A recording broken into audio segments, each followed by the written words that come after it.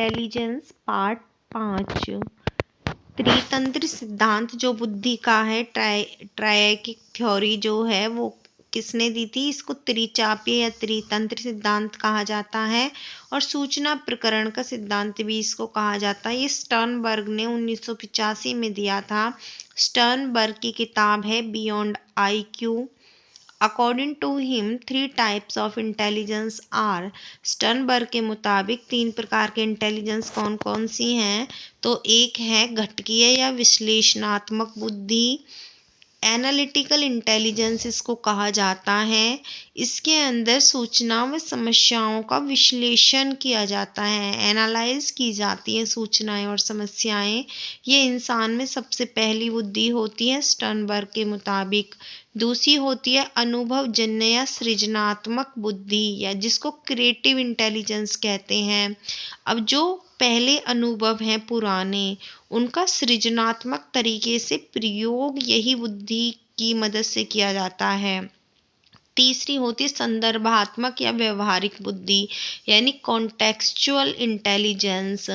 इसके अंदर क्या है, हर दिन नई नई जो समस्याएं होती हैं उनको उनका समाधान इसी के द्वारा यानी व्यवहारिक बुद्धि या संदर्भात्मक बुद्धि के द्वारा किया जाता है।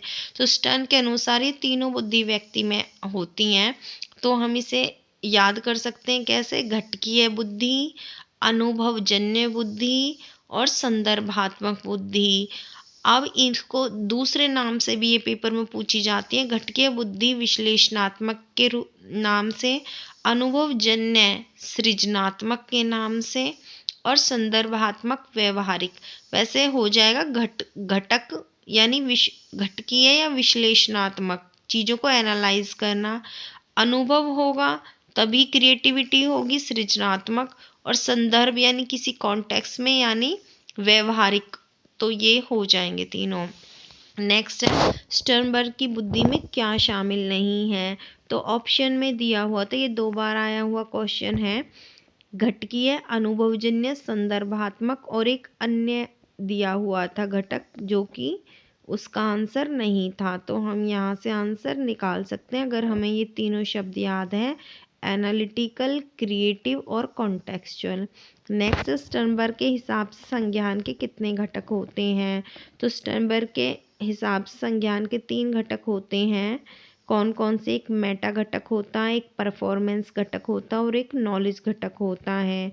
जो मेटा घटक होता है उसमें समस्या समाधान उच्च स्तरीय प्रक्रिया होती है, परफॉर्मेंस में योजना बनाते हैं और नॉलेज में ज्ञान संग्रहण घटक या नई सूचनाएं सीखता है। स्टर्नबर्ग के अनुसार इंसान के अंदर जो ज्ञान और संज्ञान है वो होता है। और संज्ञान के कितने घटक होते हैं? 3 घटक। कौन कौन से? मेटा, परफॉर्मेंस और नॉलेज। मेटा में समस्या समाधान उच्च स्तरीय प्रक्रिया, और परफॉर्मेंस में योजना बनाते हैं और नॉलेज में नई सूचनाएं सीखता है। नेक्स्ट है स्टर्नबर्ग के सिद्धांत में व्यक्ति की सूचनाएं किस रूप में होती हैं? तो कूट संकेत के रूप में, अनुमान के रूप में, व्यवस्था, उपयोग और अनुक्रिया। तो ये आप ध्यान रखना। पहला है कूट संकेत, दूसरा है अनुमान, तीसरा है व्यवस्था, चौथा है उपयोग और पांचवा अनुक्रिया। इन रूपों में जो सूचनाएं हैं वो व्यक्ति के अंदर होती हैं स्टर्नबर्ग के अनुसार। देखो बर्नर के सिद्धांत में क्या आते हैं? जीनोटाइप और फिनोटाइप। ये क्वेश्चन डायरेक्ट ना आकर के ऐसे भी पूछ सकते हैं, जीनोटाइप किसके सिद्धांत में आता है या फिनोटाइप किसके सिद्धांत में आता है? तो इसका आंसर है बर्नर के सिद्धांत में। बुद्धि का पास मॉडल किसने दिया था? तो दास। तो पास मॉडल किसने दिया था? दास ने दिया था, और दास के साथ किर्बी और जर्मन भी थे। तो बुद्धि के पास मॉडल के प्रतिपादक थे दास, किर्बी और जर्मन। और ये पास मॉडल किससे संबंधित है? बुद्धि से संबंधित है। इसमें देखो जो पी शब्द है वो प्लानिंग से रिलेटेड है, ए अराउजल यानी जो अवधान है, एस साइमल्टेनियस और एस से सक्सेसिव प्रोसेसिंग। तो प्लानिंग, अराउजल, साइमल्टेनियस और सक्सेसिव प्रोसेसिंग। स्टर्नबर्ग को छोड़कर जितने भी सिद्धांत हैं बुद्धि के, ये सब किसके अंदर आते हैं? कार के सिद्धांत के अंतर्गत। ये भी पूछा जा सकता है कि कौन सा सिद्धांत कार के सिद्धांत के अंतर्गत नहीं आता, तो जो स्टर्नबर्ग का जो सिद्धांत है वो कार के सिद्धांत के अंदर नहीं आता।